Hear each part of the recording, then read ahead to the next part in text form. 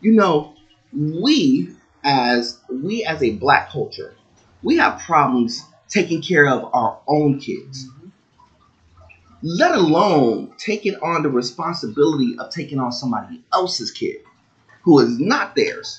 And then you got to treat that said kid the right way and stuff because again, you can't abuse them. You can't talk reckless. But I get upset on what you just said too. I get upset about that because I hate the fact of how people always judge people how they raise their kids, but they get And here's the thing, you can. But see, the people who are making these comments about their kids, either A, don't have them, or B,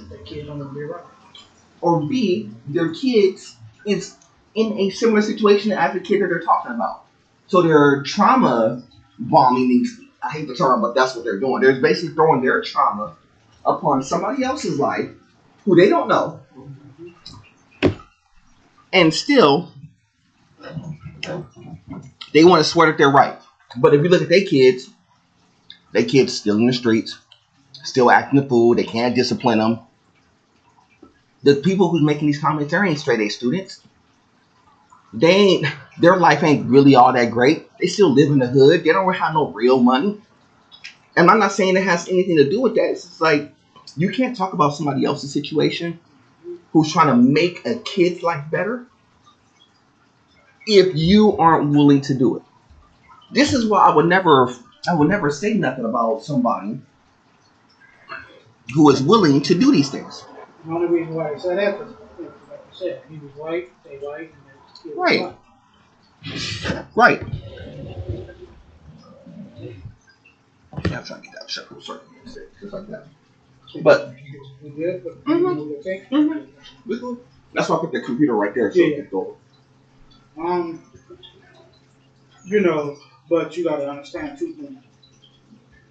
And that's just like I say, that's just like most we went back about relationships, certain race don't like to see their race there and certain race. So you put it in perspective. Now you got this. I'm not gonna say he's top ranked UFC fighter. He doesn't have to be. He gotta be. I'm pretty sure. He makes money off his endorsements and stuff like that. He got bread. And he got his wife. She makes money too. Yeah. She was, she's part of it. So, and then, then again, they not just doing it just, because they're doing it just to provide. They do it on the love. It has nothing to do about money. They don't. This is what people don't understand. They adopt these kids. They're not getting extra money to adopt these kids. People think that they're getting government assistance to adopt the kids. Not when you're making that type of money, you don't. Yeah, don't you have to be under certain conditions? Yes, to even get money. So it's not even a money conversation. They have the money. The waiting process starts long. No, you know how much they got to come out. They expect where their establishment is and everything, just to make sure that the place that if they do get approved for the adoption, the roof over the kid's head is nice and safe. You know what I mean? Yeah, you know how much they gotta do. They gotta run. You gotta remember the government when you're adopting a kid. They gotta run all up and down your stuff. And here's what I mean by up and down. They run it through your money, your taxes, all that stuff. They run it through your lifestyle. You get in jail time. You have a ticket. How many times you had to wipe? They run. When I say all up and down, they not just betting you. They betting your wife too. That means your wife gotta go through all that stuff too. They gonna run all up and down your stuff. And some of your family members if they're in close proximity. So let's say they got their mama or somebody staying at the house. Or they're going to be babysitting. Guess what they run it through? They run all up and down their mama stuff. Let's say that their mom is not from out here. They're out of another country. Exactly? What is qualification? A flaw. They want a flaw. Because it doesn't matter. They just want to because they want to find any reason to say no. Now, you would ask the question, why do the government want to say no? They really don't want to say no. But they put kids in situations prior to families who really abused the kids in the process because they wanted the money because the government would give them money. And so they would take abuse of it from the money aspect, which goes into the second question that you asked me about, the social status part of it. The reason why, because he had asked the question about why people are still doing like a government system when it comes to like having kids and stuff. You know, because why do women, always stay on welfare as far as like government assistance, like having kids and kids and kids and kids? Two things. One, it all depends what condition the kid is, because that kid can be, maybe either deaf, blind, have autism, or Stop. like. Ask the question the way you asked it to me, and it will change your answer. Okay, so we know that the government offers a lot of assistance to low-income families. Yeah. Right. And that typically, in the system, if that family has another child, the government won't increase funding for that family. Do you think this is slowly abused? For the government to do? For the government to supply people more resources or more money every time they have a kid, is it sorely abused? And more importantly, is it encouraging that behavior to have children without thought in order to get a bigger monthly check? Does the government encourage the behavior of them having more kids? Overtly or not? That's a good question. Exactly what I said. That's why I said they'll change your answer a little bit. For me, I'll have to say no. So why do you think? I think you have the same answer I do, but why do you think that that's the case? Why do you think it's not the government's fault? Because, and I say this 100 times. No. Just what I want you to say it. Because 9 out of 10, most pregnancy ain't even planned. I'm gonna just keep it tall. Hood pregnancy, they go every day. And 9 out of 10, none of them can't even provide to raise a baby. They don't have a job. They trying to get the GR. Baby daddy. He in the pen. He ain't doing so good, and this and that and the other. But they'll sit there and say, okay, well, you got to go through all this in order to qualify for this. Mm-hmm. Depending on the condition of the kid, because if the kid comes, like I said, they'll have a soft, not necessarily a soft part. They'll just like, this kid, he's not mentally there, or he or she not mentally there. They got a, condition and stuff like that. So they'll propagate whoever, the social worker, the caseworker who deals with, types of all that. They'll go through all that, and then they'll say, well, I'll tell you what, before we even accept this, what do you do? Do you even have a job? Do you have a stable income? Do you have a stable home? Why should we give you this money? So I agree. So I agree. So allow me to jump in a little bit. So I agree with you. But those are the things of, does the government encourage it? The answer in hindsight is no. And the reason why is because it just goes back to the whole thing we just talked about. The government was going to find every single reason to tell you no. Here's the thing. People, guys, men and women. It's not the fact of them. It's them gaming the system. Is really what I said the first one. And I'm going to stick with that premise. They're gaming the system. What I mean by gaming the system is when a person, typically a female, when they're in that position, when they have one kid, they get set amount of money, they get set amount of food. So basically, that food is not always going, EBT for all the people in the back. Eat better today? Yeah. So all the people are getting that assistance in some sort of fashion or another. That's what we used to call it. Yeah. So when you got that, you got the money that you're getting for the kid, plus you're getting the food and whatever that may be. And that food is not always going just towards the kid specifically. It's really the whole, that money supports the whole household. So when you see one person, two people, and then both households, two sisters, for example, in the house, living with their mama, One has one kid by one baby dad. One has another kid by another baby dad. You combine both of their incomes that they're getting from government assistance plus the food, it supports a household.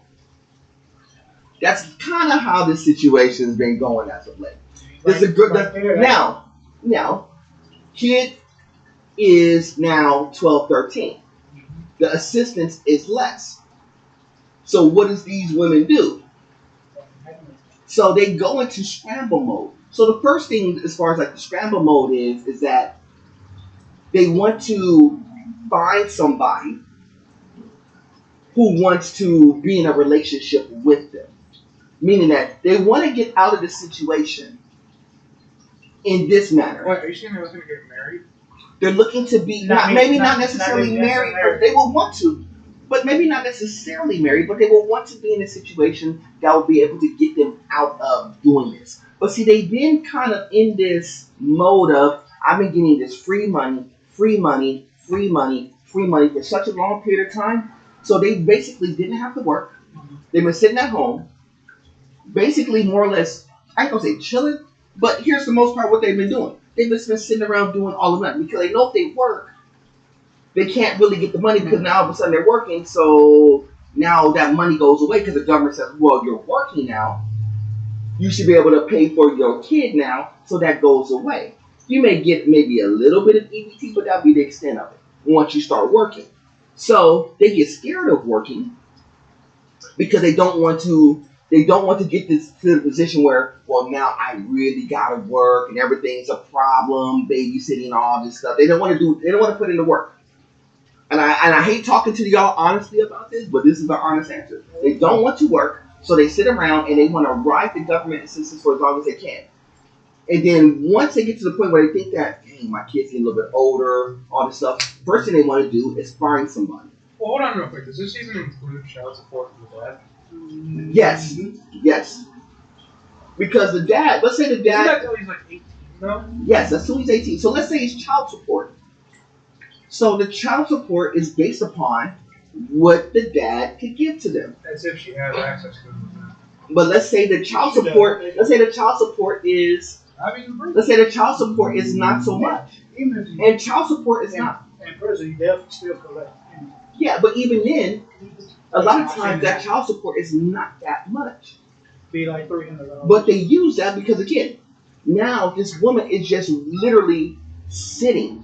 They're not working. Yeah, they have to watch the kid, but they really don't have to watch that kid. So they're out there doing whatever they want. But see, and then these are the same. But no. I want you to get this mindset. These are the same ones who say they want to be in a relationship. Then in turn, they watch all this social media stuff and say they want to be in a high value relationship with a high value dude when all they've been doing for the majority of their life is just sitting and doing nothing. So they want somebody to carry them. Because you want to know why? The government's been carrying them. Who was it that sung "I Don't Cook"? Yeah, Cardi B. I don't cook. I don't cook. But see, and that's the thing. It's a Cardi B thing. So when you start getting to the social media aspect of it, that's a good. But see, and even that's a different conversation. I'm not even going to dive that way just yet. We'll dive there really quick. She can say it because that's not really true for her. Yeah. Because keep in mind, for her, she got a dude. And a high-profile dude who got money. And even though that they are separated and ready to get for a divorce, guess what? She's been in a relationship for the time that she had her kid. And even now, guess what happens? She's going to find another dude. Quickly, by the way. And even though, but see, again, she was working to get there. But see, another thing, too, and this is what... But this is different than these girls I'm talking about because a lot of these girls don't work. So they're not in a job. They're just sitting at home. And all they've been doing is riding everybody else's hotel. Riding their mamas, riding their dads, riding their cousins, they're riding everybody else's money and they haven't done no work. Too, another thing that I do see is that they'll see somebody else with that lifestyle and it works out for them, so they're thinking that lifestyle. Because they want that lifestyle, but they're not. So they don't know. But see, they don't know how to get to it. Because they never had to work a day in their life. So hold on. So it's a combination of government assistance and social engineering? Yes, because it's both of them, and that was kind of the point I wanted to get to in the car. And I didn't want to go to the Well, yeah, and yes, this state of mind because they'll see something like, oh well, this works for that person, so why can't I have that? because So let me go see if I can get it. But no, 9 out of 10, you have to break their mental cycle of what they've been there that's hard 2/3 of their life. because So they'll keep doing it because it's just it's not even just about the lifestyle. The fast it's the fast money. They like no, fast money. yeah. Can I paint a quick picture for y'all? Go ahead. So a young lady grows up. Okay. From the time that they're born till 18, whether they're in a single parent household or a 2-parent household, they're being taken care of. Uh-huh. So let's say they're in a 2-parent household. Mm-hmm. Their lifestyle is taken care of. But let's say they were out there 14, 15, being promiscuous, out there, doing their thing. They get a baby at 16. The parents are still kind of taking care of them in this 2-parent household. We'll take that one. So we'll take the perfect scenario. 2-parent household, parents still taking care of them. The kid hasn't had to work a day in their life. Now the dude who she had a kid with is 18, 19 and working. Baby's 3. She gets child support. She still doesn't have to work. So now she has the support of her family, who's a 2-parent household, who got the money to support the kid. She got the support of the child support, even though this dude is probably struggling, working a regular job, sitting there in the system. We talk to these people all the time, paying child support. This girl ain't had to work. And she still doesn't have to work, so she doesn't have no work ethic or drive or anything. She has no real motivation to do anything. But she has these lofty ideas because mentally, she's like, well, I want to get a dude who's $100,000. But you made the commitment when you were 14, 15, when you were out there being a kid, to have a kid. No, I just want to, because this is a real situation. You make the decision to have a kid, but then you want a high profile dude, but now you're with the kid, and then now you don't have the work drive or the work motivation to even think about getting a job, so now you want somebody to carry you. And 9 out of 10, the dude will be like, man, look, I got to wait, but, whether if I take care or not, you on your own. And that's right. Some dudes got that kind and so a lot of dudes, especially, if you date, go upward, if you date younger, older. So a guy can battle this woman because she sees that the woman's not doing anything and he's out here working. He's struggling to get time with the baby, but then she wants to block him. Well, you ain't giving me enough money. You ain't giving me this. You ain't giving me that. Because now the daughter's 18, 19. She's sitting around doing nothing. The parents are like, well, you got the baby. You doing this. You're not doing anything. I'm going to kick you out the house. And now she's imposing that on the dad. Now, the dad takes some sort of responsibility. That's what you do when you have to pay child support and you're not together with the girl. Now, I say all this to say this. Is that a government thing? The government had very little to do with that. The government didn't tell her to get pregnant at 16. The government didn't tell her that, oh, we're going to completely fund your lifestyle and all this stuff. The government did? It just intervened and said, well, because y'all are not together supporting the baby, and if he is making a significant amount more money than what she is, to support the baby, not her. So is this why? But let me make this point. I'm gonna let you rock. The problem with women is they think it's to support her, not the baby. She wants to punish the dude for not being with her and supporting her through this. Now, we don't know what circumstances they broke up. I can tell you the easiest thing is drive and motivation. It's a drive and motivation conversation. She has no drive and no motivation to do much of anything because everything's been handed to her whole life. And you may think that, oh, well, she don't really live an elaborate life. So no, but she hasn't had to do anything either. She hasn't had no job. She didn't have to do well in school. She didn't have to do none of that stuff. But then she gets in society with no skills, with the baby, with no drive and no motivation. But her dude, who knows who got a kid, you know what he's doing? 17, trying to find a job, probably working 2 jobs, support him, support the baby, trying to do all this stuff. Even in certain instances, trying to get with the lady to be like, yo, I want to try to be with you, but you don't have no drive. You don't have no drive for me to be with you. So I can't be with you because you have no drive and no motivation. And this is not a knock against all ladies, because this is not everybody's scenario. But if you really evaluate the situation and you really thought about it, it's a good portion of it. And here's the thing: that has zero to do with the government and zero to do with race. Notice how this entire conversation we never once said black. Yes, 0 with race and zero with government. When it comes to that situation, that is decision making. That is decision making process. Because I'm not gonna say it's just one. That's everybody. Everybody's been doing it. I don't give a damn what they say. People fight over custody of their kids all the time, and it's like it's sad to see because a situation can occur, and then 9 out of 10, nobody ain't gonna tell the truth about that situation. So, No, I can tell y'all the situation because I lived it. I've been through the situation, so I know what it's like. But my objective is to stay as connected as possible. Yes, here's the honest answer. I literally funded my ex's lifestyle after we separated. When I say funded, it's because, it was the child support portion of it and still taking care of the kids in the same conversation piece. But I had to I basically funded her lifestyle. You want me to be super honest with y'all? When she got into a new relationship with somebody else, her dude wasn't doing much. But guess what? You know how they got their apartment and got married?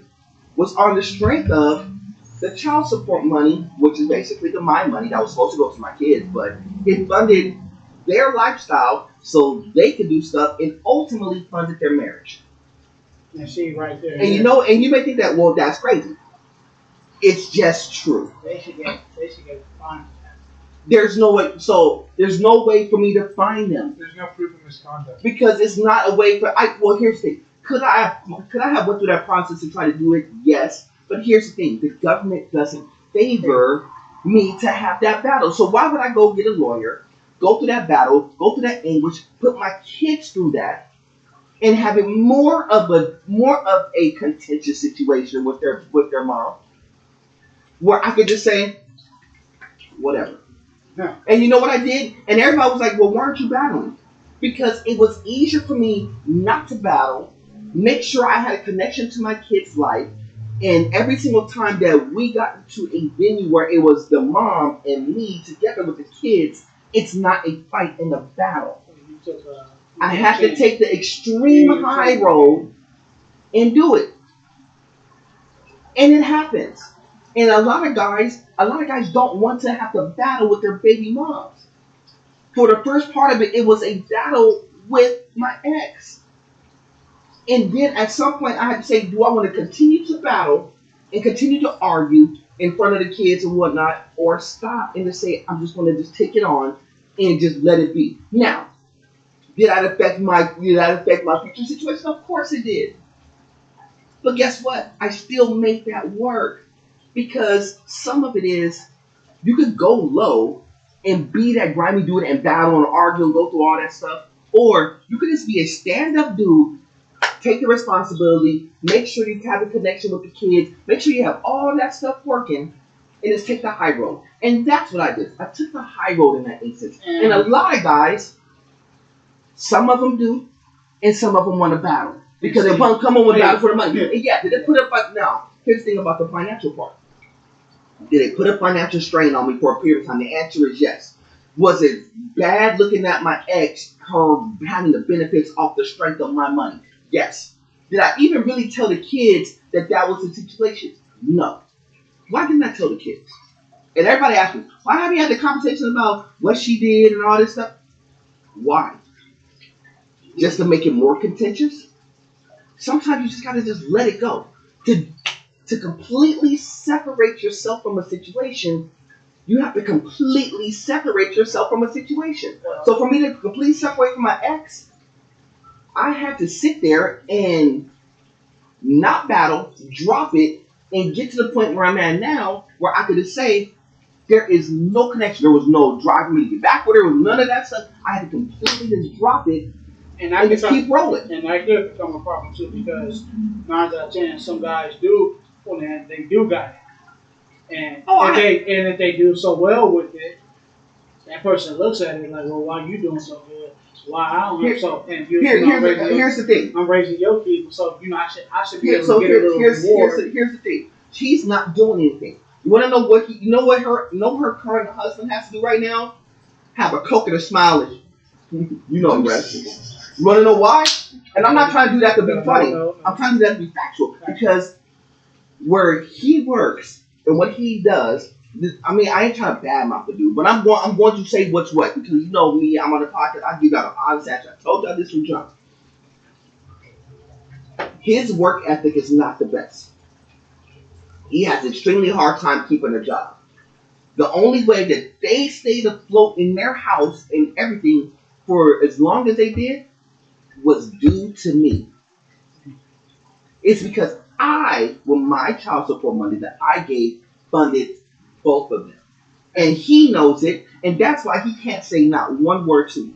He can't say not one bad word about me to the kids. He can't say not one bad word for me to my ex. And what does she do? Now, she can kind of badmouth all she wants to, because she wants to look like the good person. Right. She wants to look like that, but here's what she knows to be true. For the time that I had to pay that child support, she couldn't really say anything directly to me, because she knew that I was good for it. And she knew that a lot of what she did hinged upon me. Now that I don't pay child support, they're in a position where they got to struggle. Why? Because they don't have the resources that was necessary for them to fund their lifestyle anymore. So now it's a struggle. So now it's you gotta figure it out. Well, on that right there, because I'm not gonna sit here and say that everybody perfectly was not. No, but I'm not saying I did. I'm not saying I did it perfectly. You know, certain guys will live up to their responsibilities, because they know, if I burn something as well, I gotta be able to, provide for it. And sometimes it goes great, sometimes it's good. Hell, sometimes they say, you know what, I'd rather my kids come live with me than they were choosing to. But at the same time,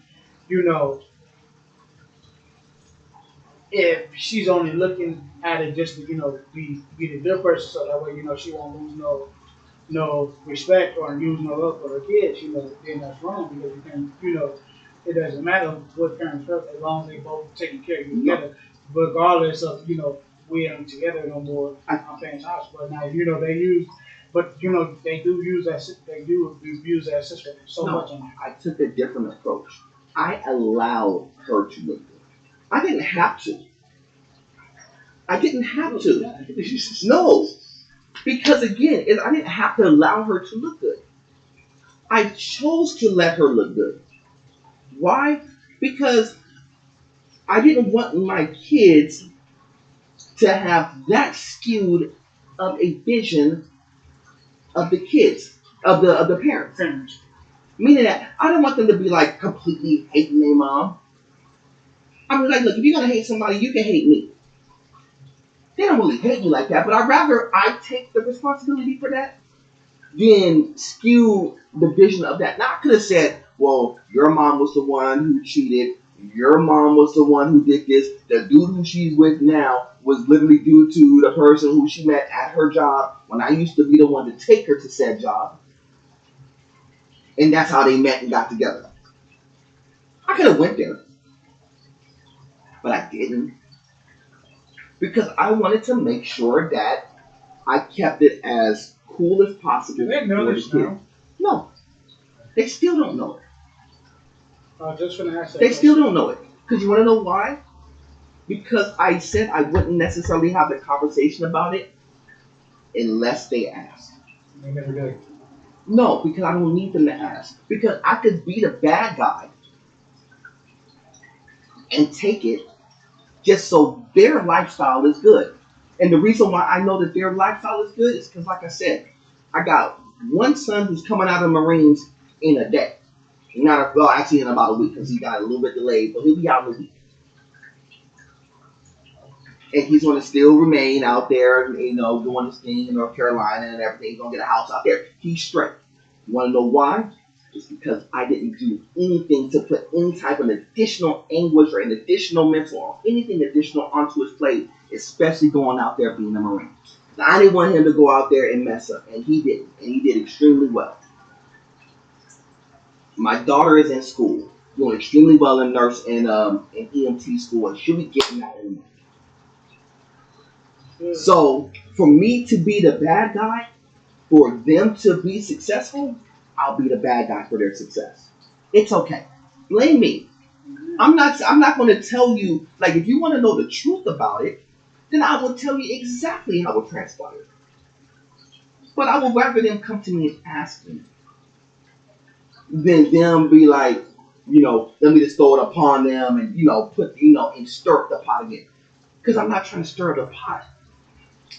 It's the same thing I tell everybody.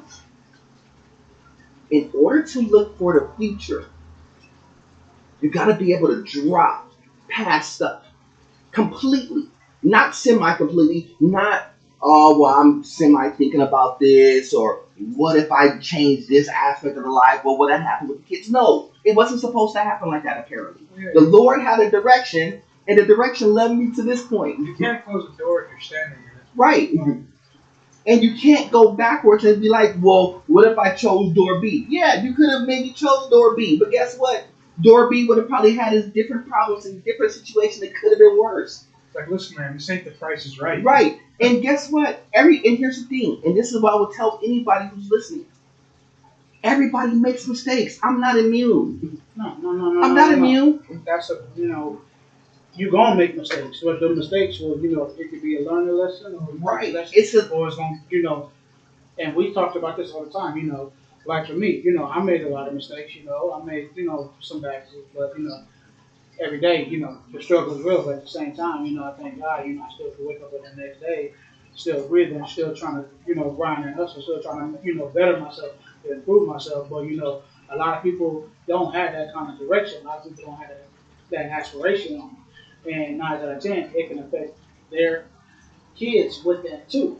Because at the same time, anything you do around your kids or anything you try to, what if it's for the good or the bad? Because I've seen, I'm pretty sure you've been in this situation.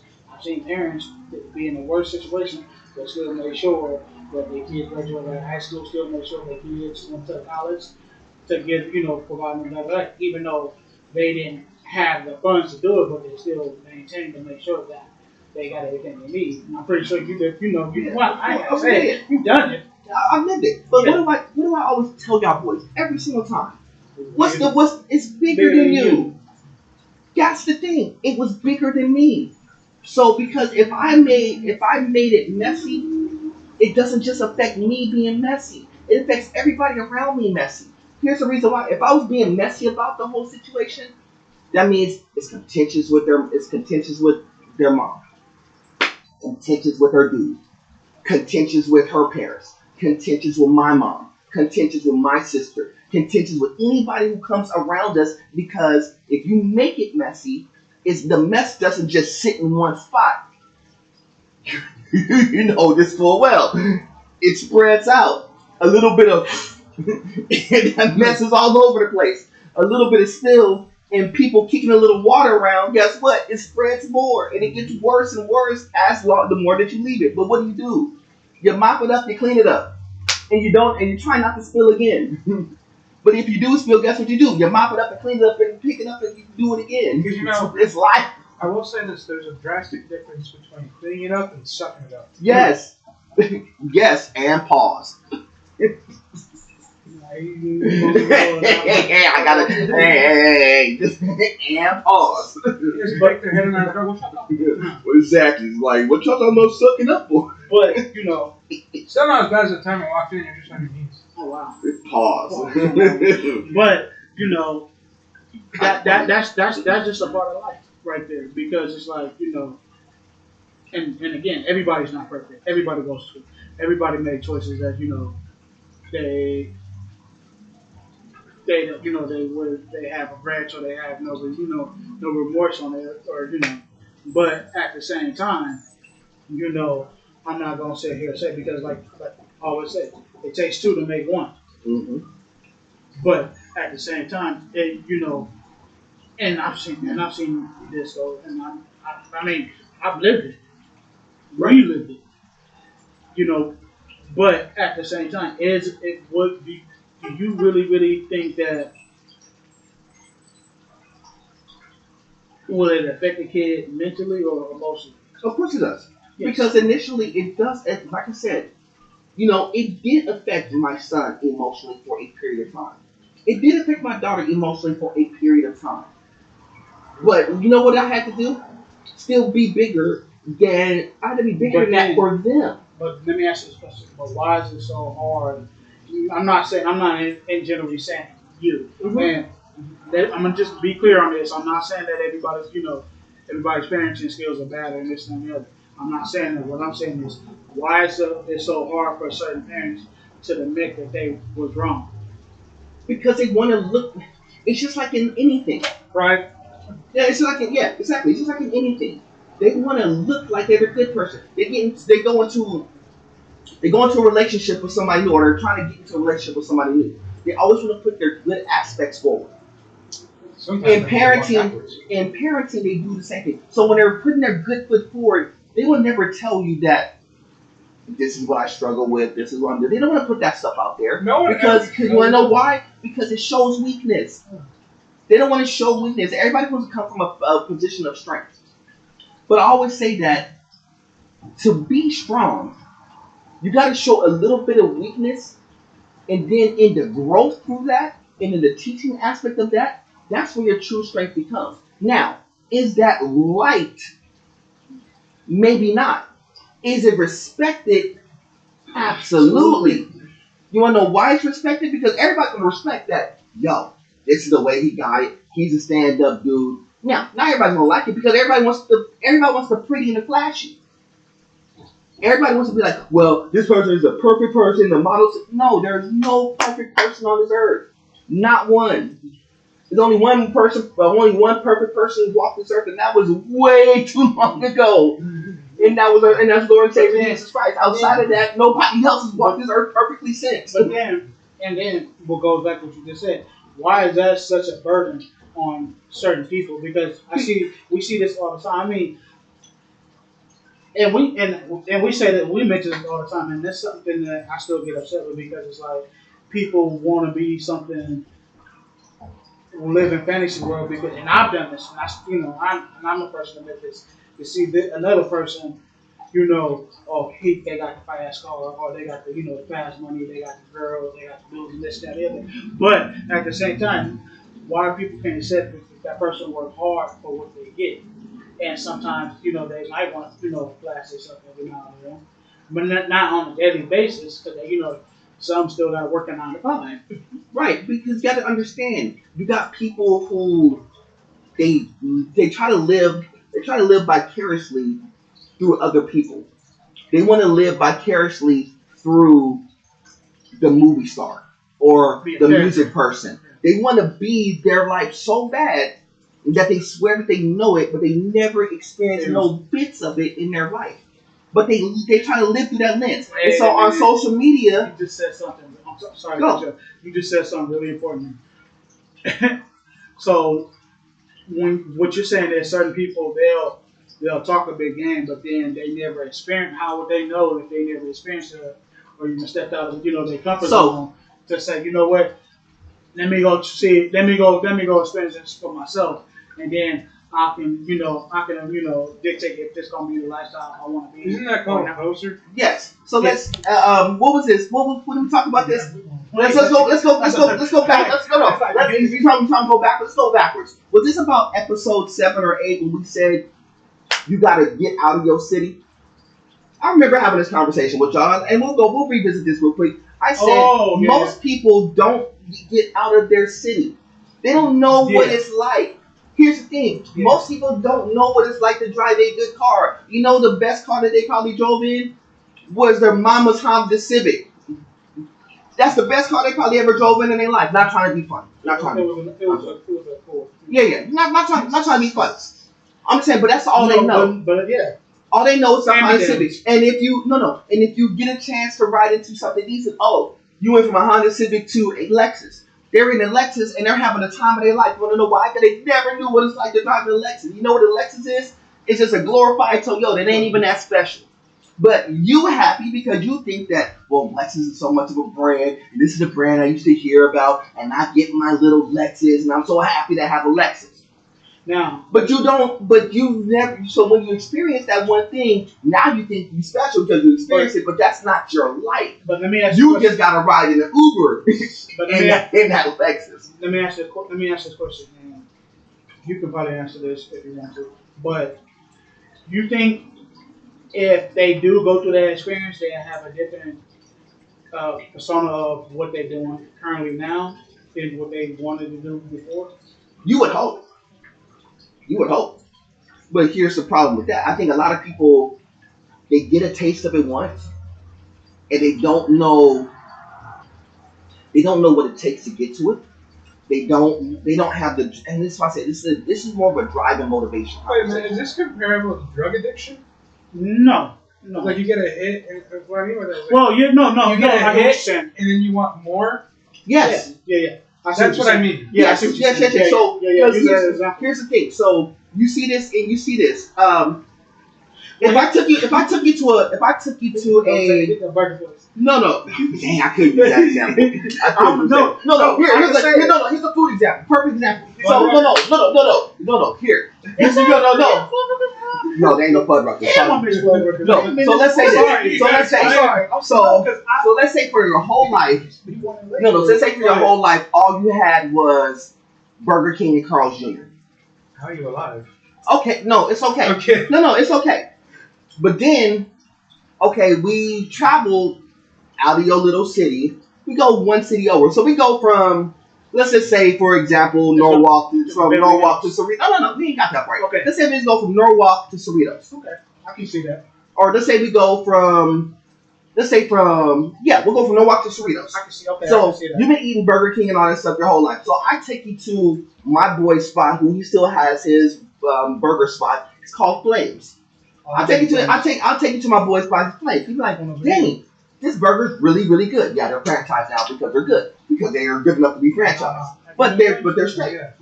Yeah, Flames is good. You're like, dang, this is a great burger. Straight. So you go from Flames, it's like, okay, let's venture out. Let's go to Brea, and let me go take you to Red Robin. But then I may take you from Red Robin to let's say we go to San Diego, we go to Hell's Kitchen and have a burger out there.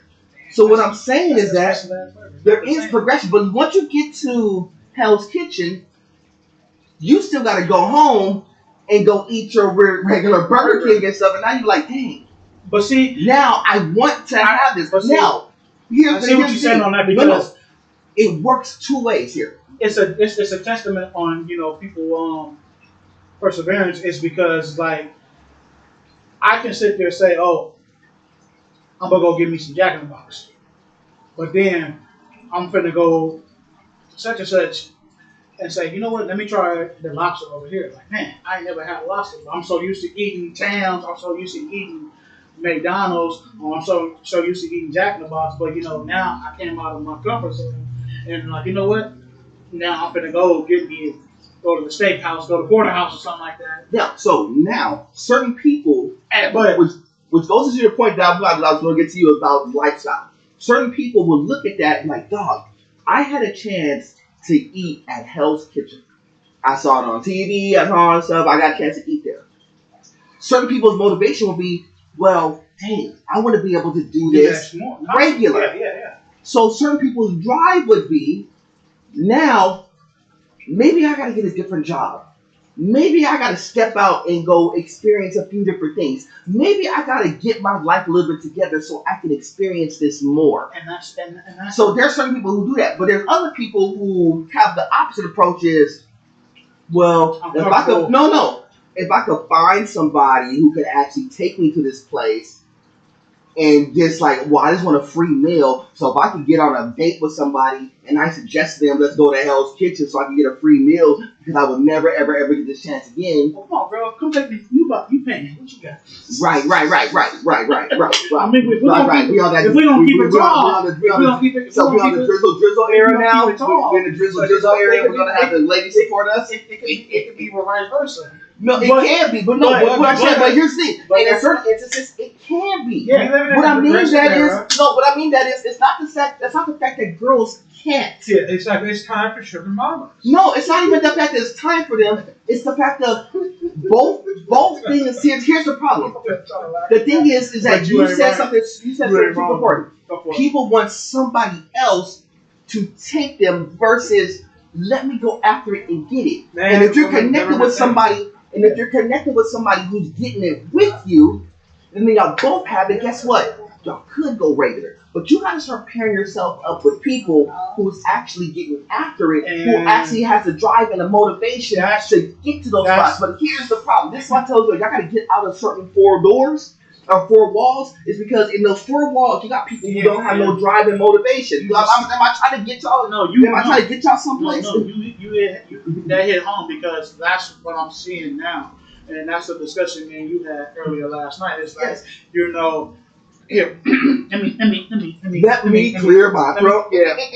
Because that's good. Because I have to sit here and think the other a couple of days and I'll say it online. I struggle. We all struggle. Sometimes it's not easy to make rent every month. But at the same time, when I was sitting here and thinking a couple of days ago, it's like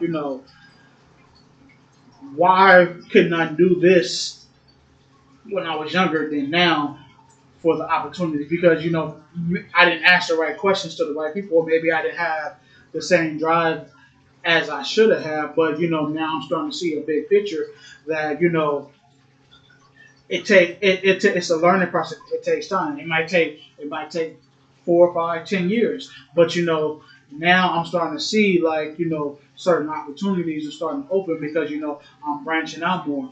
I'm getting involved with certain things more. I'm asking more questions, certain more. I'm not afraid. Now I'm not afraid to speak my mind. Usually I'll just I'll keep it closed in.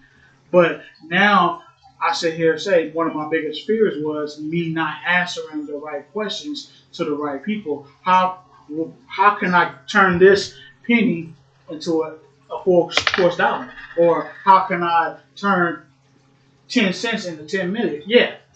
So the answer is to get. And it's not even about money. It's not even about money. But what I'm telling you is that what you made a good point. But I'm gonna tap onto that point, which is super important.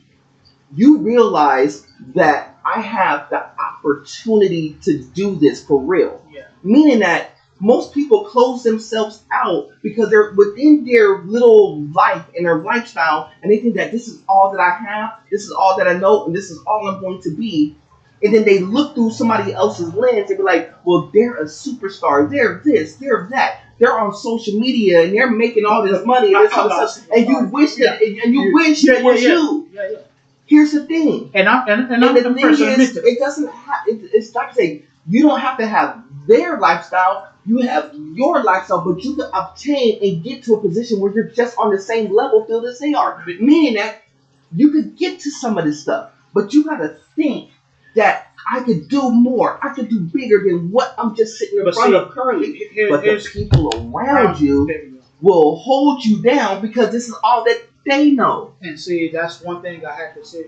I was sitting here the other day, like over the weekend, eating dinner with moms, reading a little bit more, reminiscing about all the stuff that's been going on in my life. And nine out of 10, what most people have is a moment of clarity. So I did have a moment of clarity, and I could sit here and I could be the person to say, I've been on my job. I made 18 years, last month, and I'm not afraid to, to say this on social media. Throughout this 18 years, I really don't have nothing to show for it. Throughout the 18 years, yeah, I still got a job, but what do I have to show for behind it? And I think most of my problem was, or most anybody's problem was, that they get so comfortable just to sit in that same position, not willing to take it to the next level to see what's the next step for you. And that goes, and that can affect the person. even that can affect it from their parents, because they see their parents been in the same situation for so many years that maybe that their situation becomes my situation. So now I'm gonna be in this situation for so long. But at the same time, you got to branch out from that certain situation to get to the higher situation to be where you want to be at. And I think that was one of my biggest fears, the biggest problem, because I didn't have a consistent, parents. My dad wasn't, around. I had my mom, and I'm not gonna badmouth my mom. So she, my mom did her best trying to raise two big, sons of bitches. And I should just say, but me and my brother, God rest his soul, we were two different people. We gave I'm just speaking. I'm speaking knowledge right now, because it's like it has to be said, because if I would have had a better, first of all, you about to get smacked. Cause your mama gonna slap the good God out of you. No. You just talking like no, I'm not gonna. you said. Wait, we gonna rewind the tape. I don't want mama. Mama. I know what I said. One him and one me. One him and one me.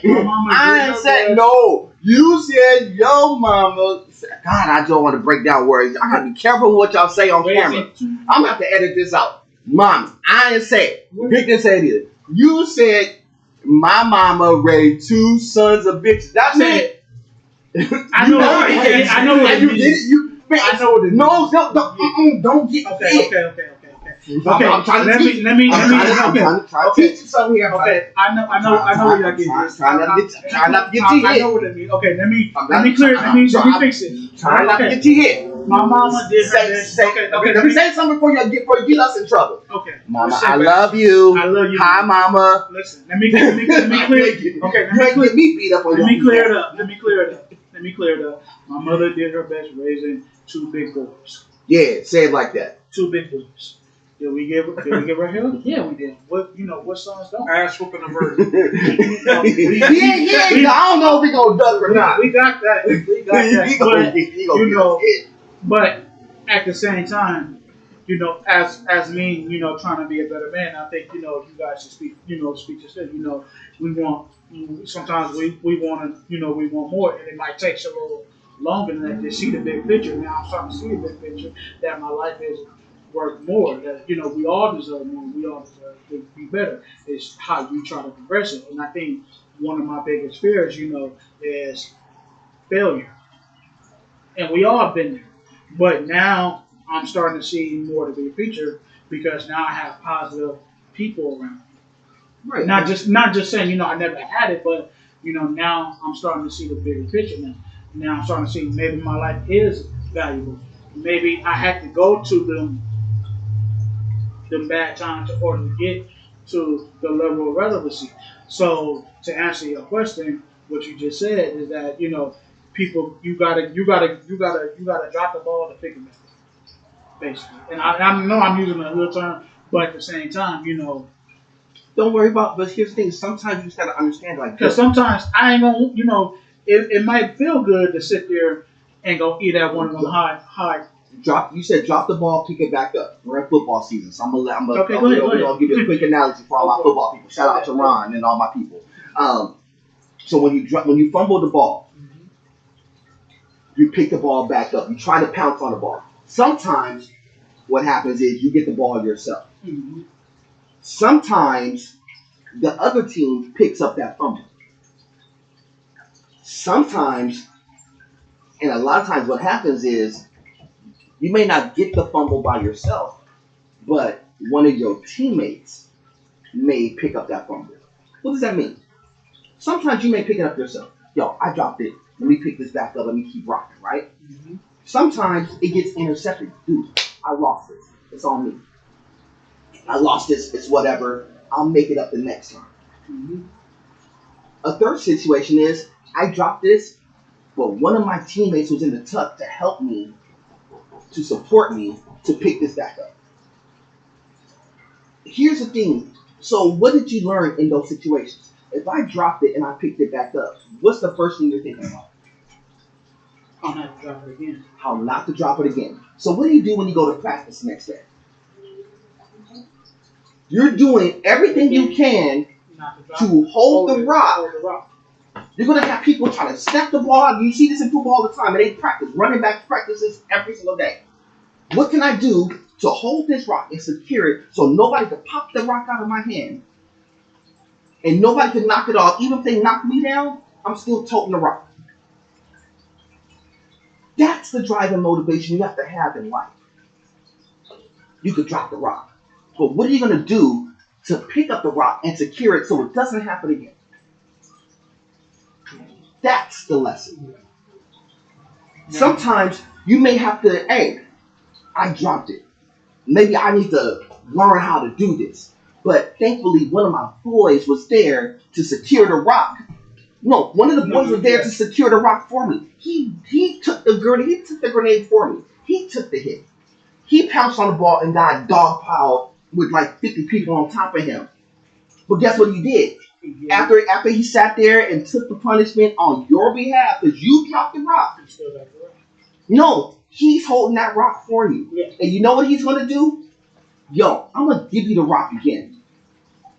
But you best believe you better not drop it this time. It's one of those things too where the worst thing you can do is not pick it back up. Right. But sometimes you got to be able to look. That person who may have took that ball and held that ball out of your fumble, you know what they go into the huddle when they do the next time? Yo, I'm going to give it to you again. But they're going to still trust you to do it again. But you have to have enough trust in yourself to say that I'm good with holding this. I'm going to do the best I can to preserve this. Because now you realize that it's not just for me now. Because this dude just took the hit for me. Now I got to do it for the betterment of the team, which goes into the it's bigger than you part of the conversation. Yeah, because it's foolish pride to think you're the only one sacrificing. It's never just solely about you. In everything that you do in your life. I don't care if you're a single person living by yourself. Guess what? You probably got a dog. It's bigger than you now, right? Yeah. You got a cat. You got some fishes. It's bigger than you, right? Anytime that you have somebody or something that you're connected to, it becomes bigger than just yourself. There's certain people who swear that, well, I could be single, I could do this. No. In everything that you do, especially as soon as you step out of the four doors of your house, it's bigger than just you. Now you got to deal with people. And then that's the question I was going to ask you because you just said something important. And I want both of y'all to answer this, but Cam, you answer this perfect. Let me speak up.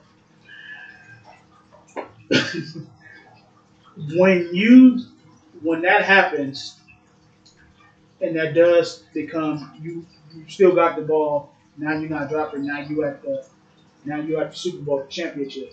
Do you think people gonna start looking at you different now that you're at the top of the peak of your game?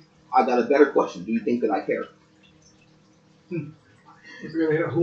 I'm just saying. Do you think that I care just because I got to the Super Bowl and I achieved it? The answer to the question is, I'm gonna be honest with you.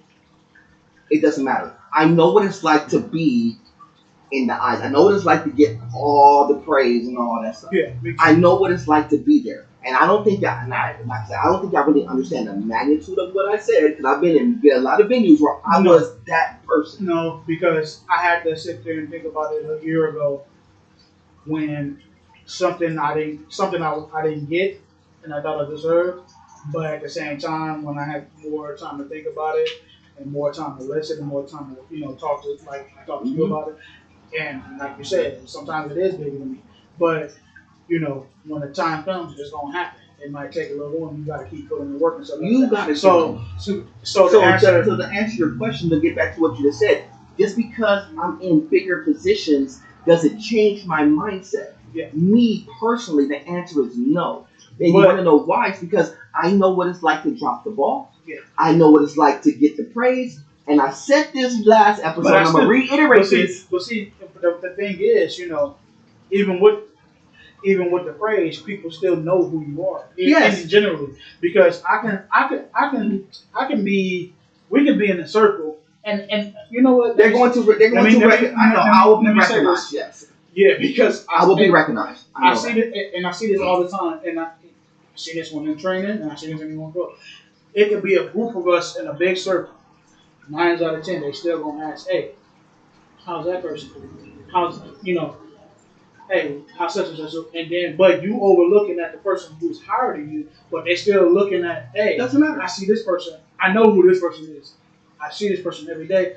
I hang out or I train with this person, but at the same time, I know who this person. I know who this person is. I see what doing. You know what? I mean, I don't. But I know y'all it's don't. not like me, Ben. The praise stuff don't get to me. You praise. You don't. At the same time, we all gotta live.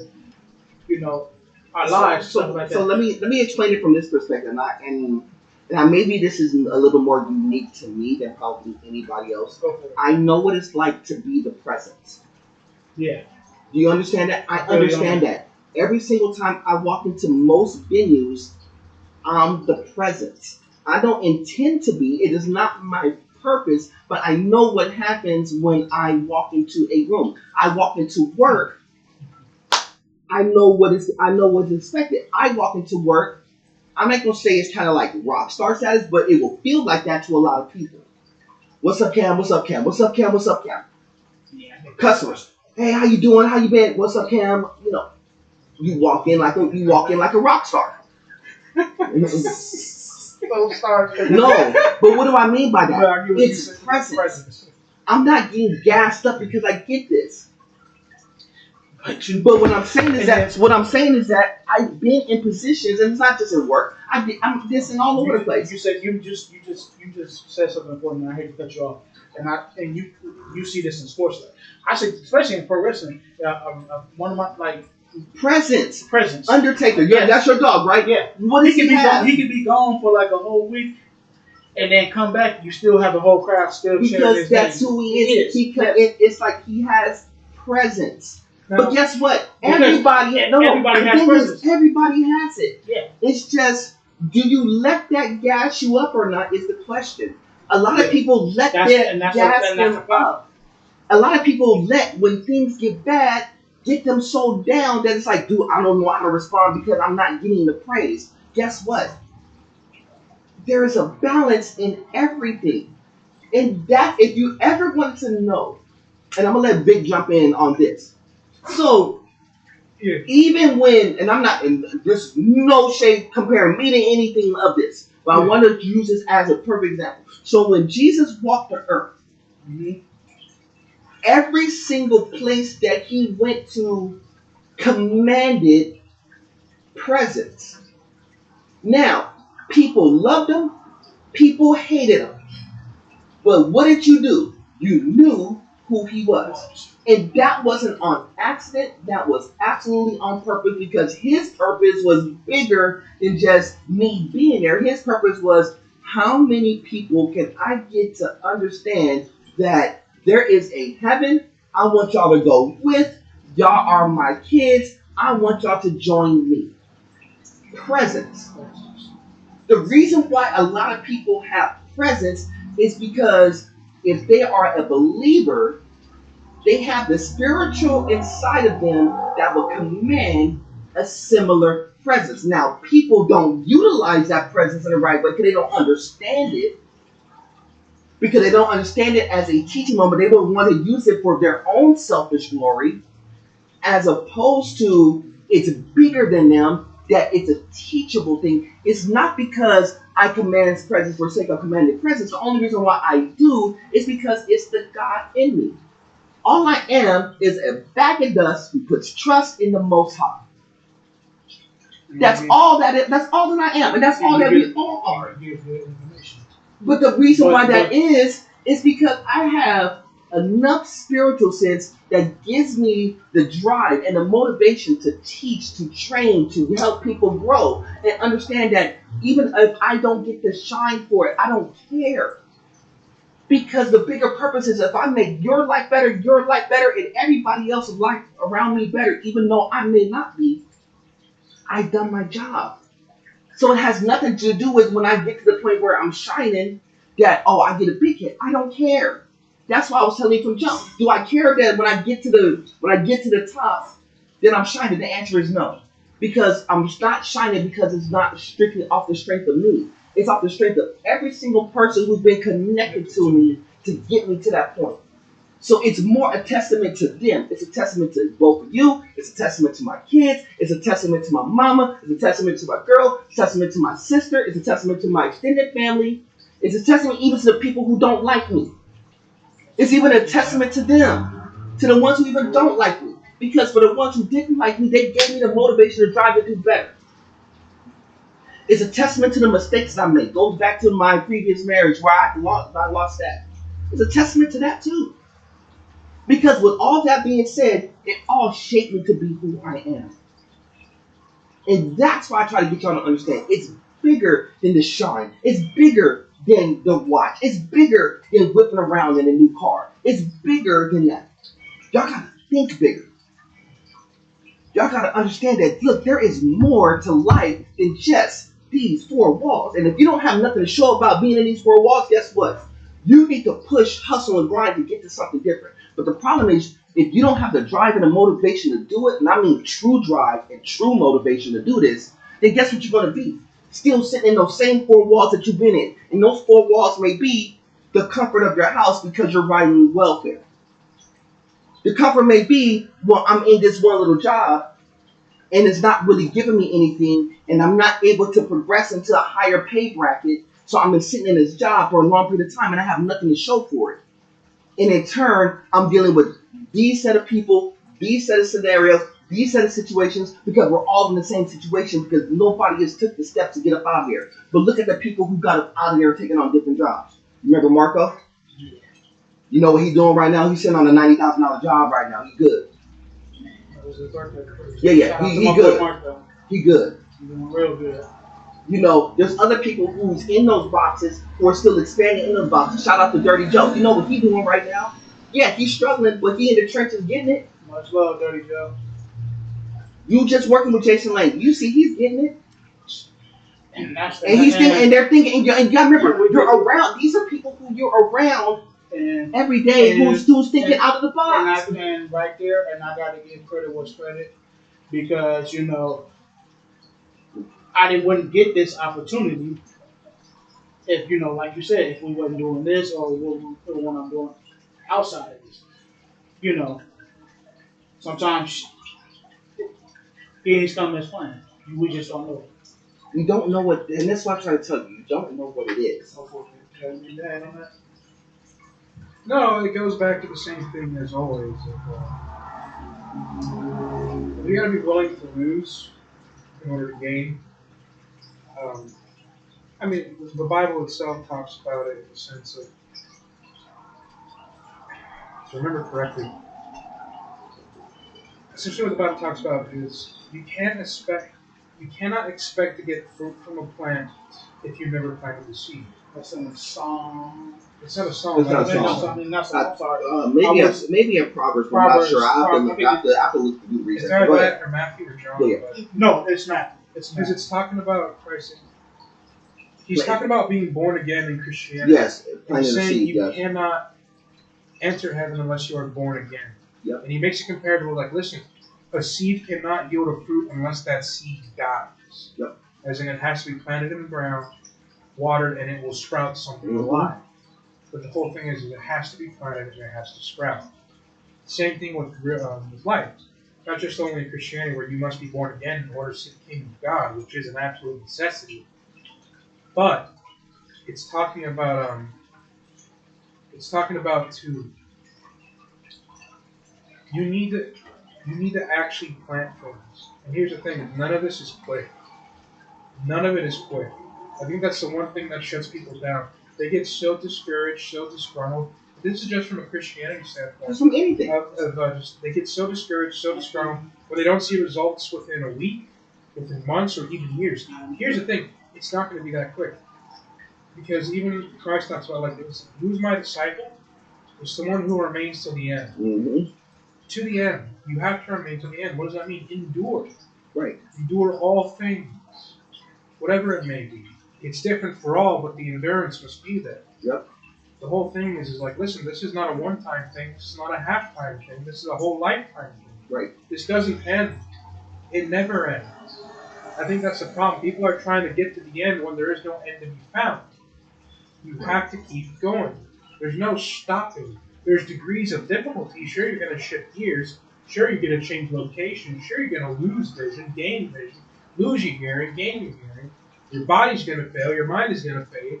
But in the end, you still got to keep going. You don't stop. There is no stopping, because when you stop, you better be dead. Right. And even then, even in your passing, that's where the legacy. Yeah. You always talk about that. What happens when I die? Don't worry about when you die. You set the legacy now. Well, you should if you're not in Christ, because you're going to hell. Right. You set the legacy now. Because I already, like I said, I already know what my legacy is going to be. No, it's. I mean, not the even. answer is Not you even. don't. We no. Not. Let me clear. I don't know. To put it this way, I want to say the worst mentality anyone could ever have is retirement. Right, because, and it's funny because it was funny because I was just talking to a customer in the store. It's like, yo, I still work. I'm 67 and I'm still working because I don't want to be home. I don't want to retire. I want to be out in there and still working. That's shaping the legacy. Your legacy is shaped every single day. Every moment you're shaping your legacy. You're shaping your legacy right now. And I gotta get credit. I gotta get credit where it's due when I be seeing the ones who's in their 80s and 90s, still grinding, they're still working, still still serving. Still in the pocket and working. Yes. Still serving that DR. Yeah. I'll leave you alone. That's a rough one. But in all seriousness, never work with the mentality that you want to stop working, because then you're going to just be damn miserable. Right. You're going to work for the rest of your life. You're going to be doing something, right? Ideally, you're going to be doing something for the community, for others, or for family, but you're going to be doing something. Retirement is probably the biggest scam. It's the biggest lie in the American dream, right? Because it's a very American thing. You work your 60 years or whatever, you retire and you live off Social Security and whatnot, and you get to sit on your ass and do nothing. No, So that's not the. Eat Cheetos. No, I get it, but that's not the thing. That's not the point. It's the whole point of life is. Because, like, prime example, the first man ever made, Adam. He worked until the day he died. Yes. To the day he died. You know how long he lived, too? He lived 960 years. 960 years. Every day of those years, dude was most likely working. He was tilling the ground, trading the field, herding the animals. He was working till the day he died. It is no different now. Even though we don't even live not even half that, we're going to be working till the day we die. We're going to be doing something. But you know what? That's okay. Man is meant to work. Mankind is designed to work. We're designed for two things, worship and work. Mm-hmm. And procreation. I was just saying that's work, dog. Yeah, I was gonna say that's still work. But still work. I think the question is that you guys may have a different point of view on this, but we might all have the same. I think for me is that when the time does come, and the time does, we have to branch off, and the time does, where we actually sit there and we all at the top of our game, because it's gonna happen for all three of us and everybody in our circle. I think for me, I just want to make sure that I can get a closer look at my mom or my auntie or anybody else around me to say I'm proud of you.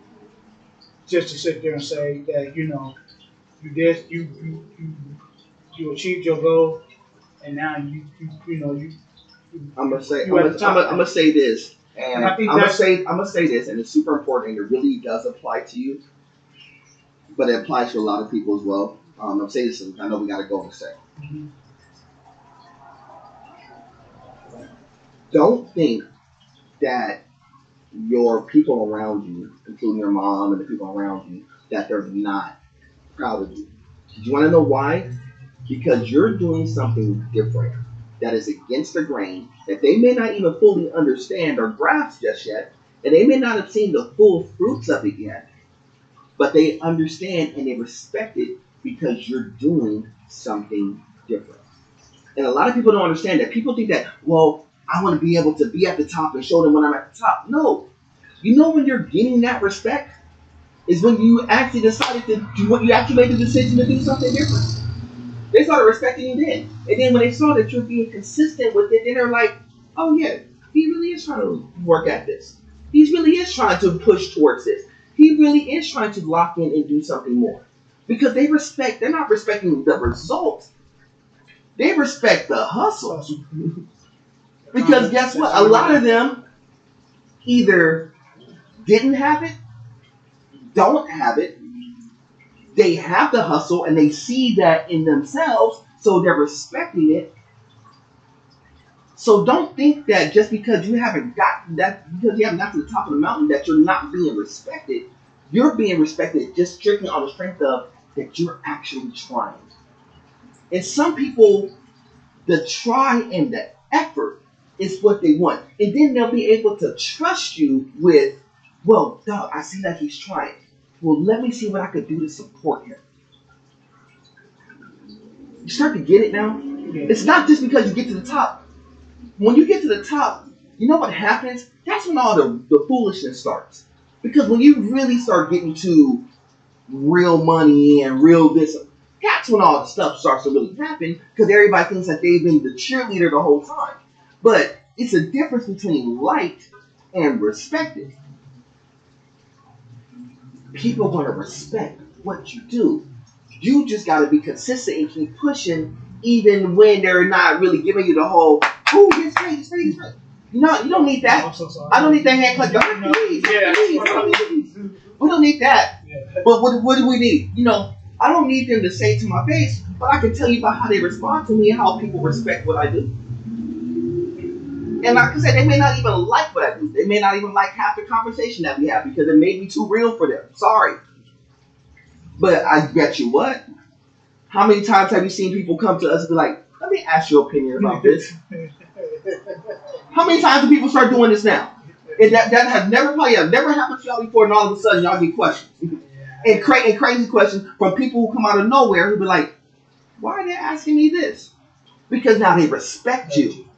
And then all of a sudden, that respect, you're like, dang, I really like this person because he's a cool person. I see that happen to you a lot.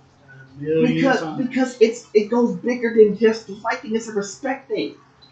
They respect the answer. So guess what? I get people ask me a lot, but that's what I'm trying to get you to understand. Don't worry about what happens when you get to the top, because there's no top.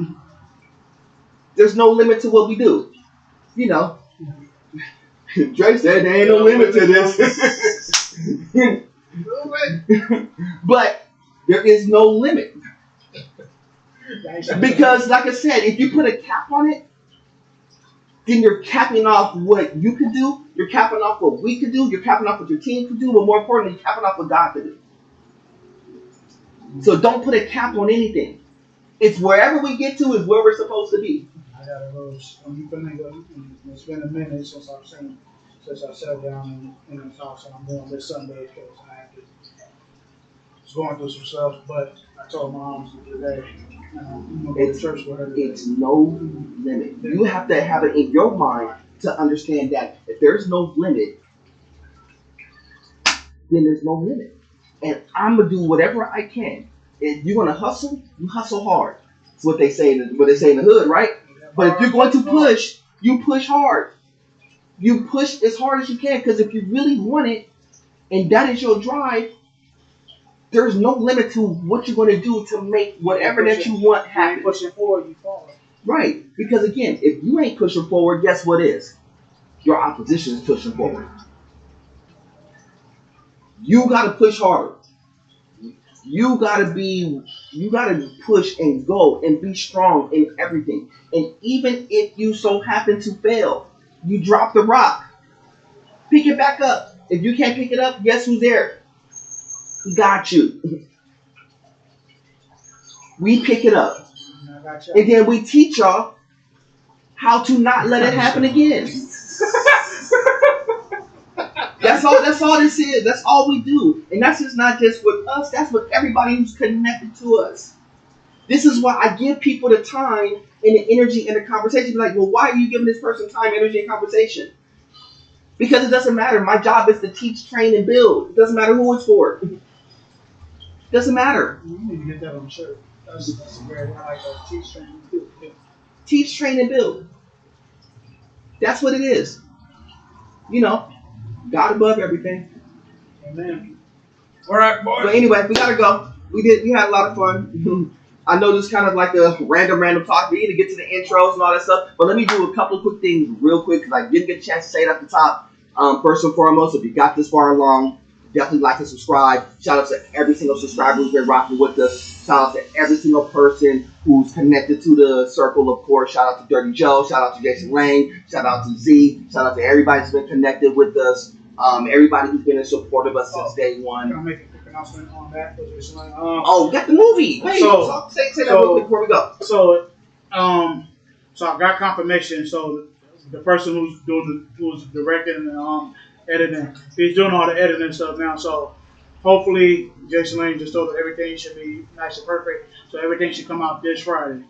So hoping this Friday, everything. That's what he told us. So if everything goes right, definitely be in support. Jason Lane, Paul. They put together a movie. Shout out to my boy Marco and everybody who had their hands on the project. Definitely be in support of it when it drops on Friday. Hopefully, we will give y'all more of a confirmation. Shout out to the director Marco. Yeah. Marco too. Yeah. So check our social media supports for the times and information. If anything changes, we'll let y'all know on our social media pages. We'll probably talk more about that when we get a chance to sit down next week about the movie and how everything went down. And we're going to have Jason Lane back on to talk about that and some more upcoming projects soon. So we're going to get with him, of course. But besides that, man, we got to get up out of here, man. We've been doing a lot. If y'all been to California, if y'all live in California, y'all know how hot it's been out here. It's been like 105. They acting like we in Vegas right now. It's like hot, humid, and crazy. Tune in for the next episode. Is the sun racist? No. No. Besides that, that has no preferential about like people sweltering in that heat. But again, people. But more importantly, people who are living in these fire areas, of course, make sure y'all safe. Because I know it's been like a lot of fires and stuff. Make sure if they tell y'all evacuate, of course. Make sure that we got some other stuff. Man, I'm just gonna get into another topic. We gotta get into it next time though. But besides that, y'all, it's been a privilege and an honor to do this like always. Hopefully y'all learned something by what we present to y'all. I know it's not like the flashy topics that we were trying to get into today, but hopefully it's something that y'all will learn and remember, of course. But besides that, y'all, for my man Paul, for my man Vic, my name is Cam, aka Mr. Nerdboy Fresh. Figgy. Like good. For my man Paul, for my man Vic, my name is Cam, aka Nerdboy Fresh.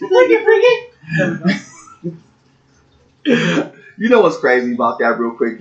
They've been doing this day one, and it's just kind of been like an organic thing.